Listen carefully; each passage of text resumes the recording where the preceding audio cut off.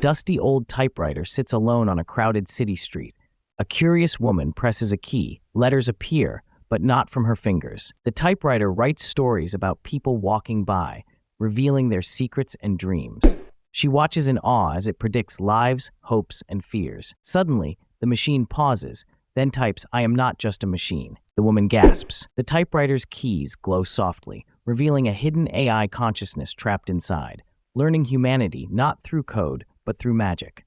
It's been quietly observing, understanding, and creating art from the chaos of life. She smiles, realizing intelligence isn't always loud or visible.